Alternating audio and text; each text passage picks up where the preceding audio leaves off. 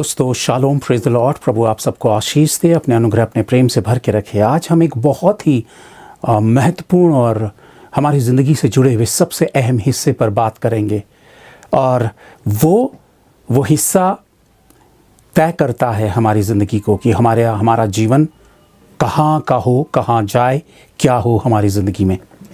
और ये इतना सरल और इतना आसान नहीं है। बहुत अच्छे लोग विश्वास में गिर जाते हैं, बहुत अच्छे लोग कमज़ोर पड़ जाते हैं, और शायद हम में से हर एक शख्स कहीं पे ना कहीं पे निराशा और टूटन पे चला जाता है। मैं बात कर रहा हूँ आपके मेरे जीवन में प्रतीक्षा की, वेट करने की। हम कितने लंबे समय से कई चीज़ों के लिए इंतज़ार करते हैं उस मसीह यीशु से, अपनी प्रार्थनाओं में, अपनी उम्मीदों और अपनी आशाओं में कि प्रभु कब हमारे जीवन पर वो प्रतिफल, वो परिणाम, वो आशीष, वो रिजल्ट, वो हमारी जो इच्छा है, हमारी जो डिज़ायर्स हैं, हमारी इच्छाएं हैं, वो उसे पूरा करे।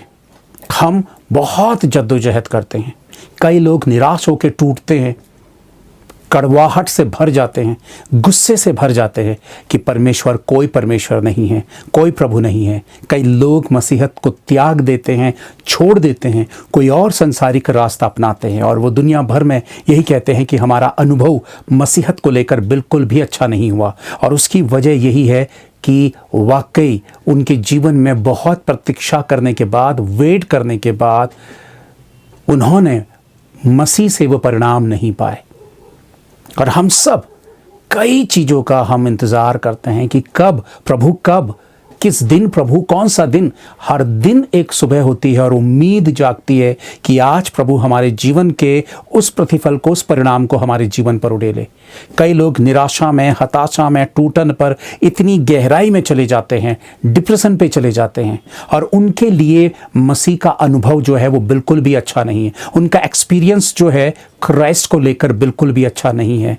उसकी वजह यही है, मैं खुद एग्जाम्पल हूँ कि मैंने कई सालों साल उपवास रख के, फास्टिंग प्रेयर रख के, बंद कमरे में प्रभु के साथ समय बिता कर मैंने बहुत सारी चीज़ें मसीह यीशु से हासिल करने की कोशिश की।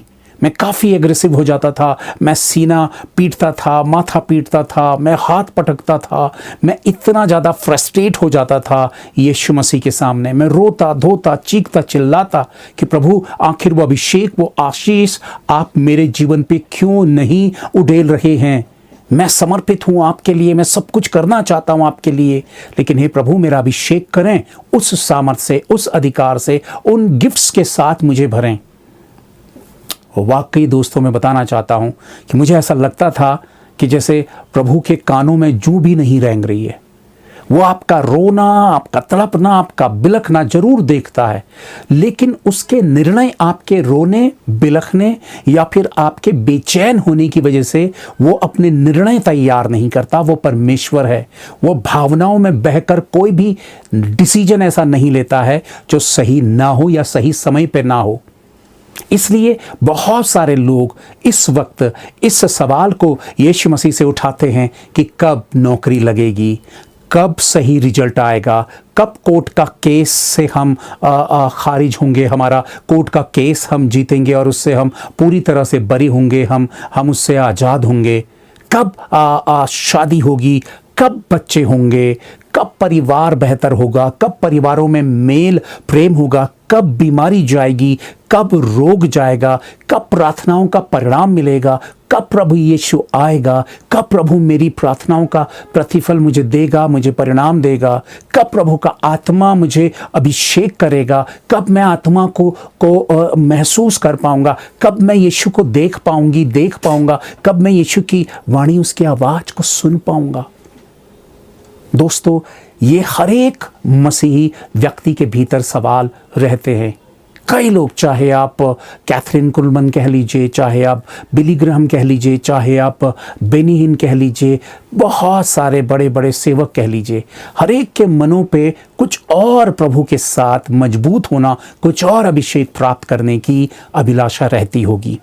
मेरे भी हृदय में थी, लेकिन मैं आपको बता चुका हूं कि यीशु मसीह का हृदय मेरे लिए बिल्कुल नहीं पिघला और मैं टूट कर हार गया। मैंने ये तय कर लिया, मैंने ये सोच लिया, मैंने एक माइंड मेकिंग कर ली कि यीशु मसीह का अभिषेक मेरे लिए नहीं है, यीशु मुझ पर इंटरेस्टेड नहीं है, उसकी दिलचस्पी मुझ में नहीं है। मैं ज़बरदस्ती यीशु के पीछे हूँ, मैं ज़बरदस्ती प्रभु की सेवा करना चाहता हूँ, लेकिन यीशु मसीह ने मुझे नहीं चुना, वो मुझ पर इंटरेस्ट नहीं लेता है, वो मुझसे अपना काम लेना नहीं चाहता है। क्योंकि जब आप प्रभु से अपने परिणामों को, अपनी उन प्रार्थनाओं के उत्तरों को नहीं देखेंगे, तब आपके मनों पर ऐसे ही विचार और ऐसे ही ख्याल आने लगेंगे जो मेरे मन पे आते थे। और सच बता रहा हूँ कि मैंने उसके बाद कई बार मैंने वो प्रार्थना करना ही छोड़ दी। वो प्रार्थना मेरे लिए, वो प्रेयर्स मेरे लिए ऐसा था कि वो मतलब मैं फेडअप हो चुका था कि मेरे लिए वो बेजान और नाकारी और व्यर्थता से भरी हुई प्रेयर्स मुझे लगती थी कि मैं वो प्रार्थना ना करना ही मैं ज़्यादा पसंद करता था और मैं प्रार्थना नहीं करने लगा जो प्रभु से मैं प्रेयर करता था। आपको पता है कि हमारी समस्या क्या है? हमारी समस्या है उतावलापन, जल्दबाजी। हमारी समस्या है कि हम अपने समय पर, जो हमारा समय बिल्कुल परमेश्वर की इच्छा के अनुसार वाला समय नहीं है, हमारा तय किया हुआ समय सिर्फ हमारी गड़बड़ी का समय है, हमारे मन का समय है, हमारे उतावलेपन का समय है, हमारी निर्बुद्धिता का समय है, हमारे इनमेच्योरिटी का वो समय है जो हम समझ नहीं पाते और हम सोचते हैं कि ये समय सही है, वो समय सही है, अभी प्रभु ने कर देना चाहिए, अभी मिल जाना चाहिए, अभी मिल जाएगा तो ऐसा हो जाएगा, अभी ये होगा तो वैसा हो जाएगा। हम बहुत सारी कल्पनाएं और सोच में चले जाते हैं और जब हमारी इच्छा और हमारे समय के अनुसार हमें वो रिजल्ट, वो प्रतिफल, वो आशीष प्राप्त नहीं होती है, तब हम बहुत ज़्यादा टूट जाते हैं, निराश हो जाते हैं और बिखरने लगते हैं और मसीहत से दूर होने लगते हैं। परमेश्वर समय का रचनाकार है, उसने बनाया है समय, कब सूर्य उदय होगा और कब सूर्य अस्त होगा। उसे पता है कितनी हवा की कितनी मात्रा होगी, ठंड और नमी कितनी होगी, उसे पता है। सूर्य की गति उसने तय की है, धूप, छाव, ठंड, गर्मी, बरसात उसने तय की है। हमारी सांसें, हमारे पलकों का झपकना उसने तय किया, हमारे हार्ट का चलना उसने तय किया, इंसान की उम्र और समय और दिन, महीने, साल उसने तय किए हैं। और जो तय करने वाला परमेश्वर है, समय का रचनाकार है, जो समय से आगे है, समय से ऊपर है, वो बेहतर जानता है कि किसकी जिंदगी में कब कौन सा समय आएगा और कौन सा समय सही है। दोस्तों, हम तय करते हैं और हम फ्रस्ट्रेट होकर मसीहत को छोड़ते हैं या मसीहत पर उंगली उठाते हैं, बिल्कुल भी सही बात नहीं है। परमेश्वर ही समय का रचनाकार है और उसे पता है कि आपके जीवन में आशीषों का समय या प्रतिफल का समय कब होगा। मैं जब उम्मीदें छोड़ बैठा, मैं हताश हो गया, निराश हो गया, लेकिन मैंने एक काम करना नहीं छोड़ा जो वास्तविक सत्य है, अपने प्रभु से प्रेम करना और अपने प्रभु के पीछे चलना। क्योंकि यदि आप प्रभु से अपने प्रतिफल ना मिलने के बाद यदि मसीहत छोड़ते हैं, मसीहत से पीछे हटते हैं, तब तो सही किया प्रभु ने जो आपको आशीष नहीं दी, क्योंकि आप एक स्वार्थी, आप एक सेल्फिश व्यक्ति थे और प्रभु ने आपको पहचान कर वो आशीष नहीं दी। लेकिन आपके प्रतिफल, परिणाम और ब्लेसिंग्स, जो कुछ आपने प्रार्थनाओं में मांगा, वो अभी तक आपको नहीं मिला, फिर भी आप प्रभु से निस्वार्थ प्रेम करते हैं, बिना किसी शर्त के, और आप उसका पीछा करते हैं और उसके पीछे चलते हैं निरंतर। मैं आपको बताना चाहता हूं कि मैंने सिंपली यही किया। मैंने प्रभु से कहा, पिता, मेरे पास कोई और ऑप्शन नहीं, और कोई ऑप्शन भी हैं तब भी मैं किसी भी ऑप्शंस की ओर को नहीं जाऊंगा। मेरे प्रभु, मैं आप ही का पीछा करूंगा। आपको देना है, मुझे आशीष देनी है, दीजिए, मुझे अभिषेक करना है, करिए, नहीं करना है ना करें। मैं टूटी फूटी जिंदगी से ही आपका पीछा करूंगा। और वास्तव में मैं आपको बताना चाहता हूं कि परमेश्वर का समय तय होता है, ना ही वो इमोशनली ब्लैकमेल होता है और ना ही किसी तरह से वो कुछ और होता है। उसका जो निर्णय है, उसका जो तय किया हुआ समय है, वो बहुत ही परफेक्ट है, बहुत ही प्योर है, बहुत ही करेक्ट है। इसलिए परमेश्वर अपनी इच्छाओं से, अपने समय से, अपनी बातों से कभी टलता नहीं है, क्योंकि उसकी बातों में गड़बड़ी नहीं है, उसके समय में आगे पीछे वाली कोई खामियां और गलतियां नहीं है। वो परफेक्ट समय पर सही बात को कहता है और सही समय पे सही बात को पूरा भी करता है। इसलिए परमेश्वर पर निर्भर होना और उस पर भरोसा विश्वास करना सबसे ज़्यादा जरूरी। यदि आप चाहते हैं कि आपके जीवन में प्रतिफल और परिणाम जो प्रार्थनाओं के हैं वे आए, तो आपको अपना समय नहीं बल्कि परमेश्वर के समय का इंतजार करना है। और यदि आपके भीतर वो धैर्यता नहीं है, वो पेशेंस नहीं है, तो आप अगर पेशेंस नहीं रखते हैं, धैर्यता नहीं रखते हैं, तो आपकी आशीषें आप गवा देते हैं, क्योंकि धैर्यवान व्यक्ति ही अपने प्रतिफल और परिणामों को पा सकता है। देखिए, यीशु मसीह ने अपनी सेवा आरंभ करने के लिए 30 साल तक वेट किया, 30 साल तक इंतजार किया उसने। पैदाइश के बाद से यीशु मसीह का इंतजार शुरू होता है और 30 साल के बाद परमेश्वर यीशु मसीह उसे सेवा सौंपता है, बैप्टिज्म के बाद, 40 दिन के उसके जंगल में परीक्षाओं के बाद।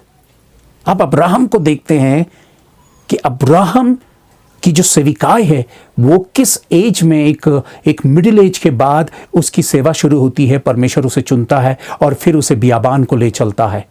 100 साल की उम्र पे उसकी संतान होती है, वो वेट करता है। आप मूसा को देखते हैं, मूसेस को आप देखते हैं कि 40 साल की उम्र में पर वो इजिप्ट को छोड़ता है, मिस्र को छोड़ता है और फिर 40 साल अपना परिवार चलाने के बाद, 40 साल के बाद झाड़ी के पास परमेश्वर से उसका एनकाउंटर होता है, परमेश्वर से उसका संपर्क होता है और वहाँ से परमेश्वर उससे अपनी महिमा लेता है, उसको अपने काम के लिए चुनता है। यानी कि 80 साल की उम्र पे मूसा जो है वो इस्तेमाल होता है।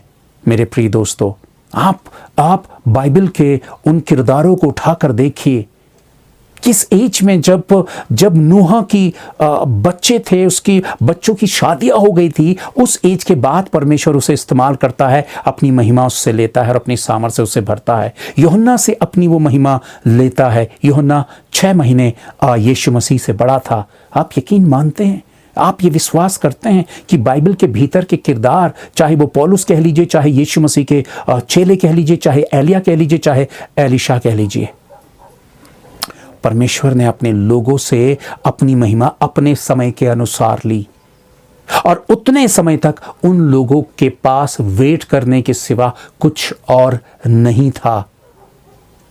और जब परमेश्वर ने उन्हें इस्तेमाल किया, तब वो पूरी दुनिया में उनके नाम छा गए, उनके नाम अमर हो गए, उनके नाम जिंदा तौर पर ये जमीन और ये आसमान जब तक रहेगा, और इस जमीन आसमान के बाद जब हम स्वर्ग में उठा लिए जाएंगे, तब भी इन महान लोगों का, इन महान पुरुषों का, स्त्रियों का नाम जो है वो हमेशा हमेशा लिया जाएगा। वजह क्या थी? उनका वेट करना, उन्होंने इंतजार किया।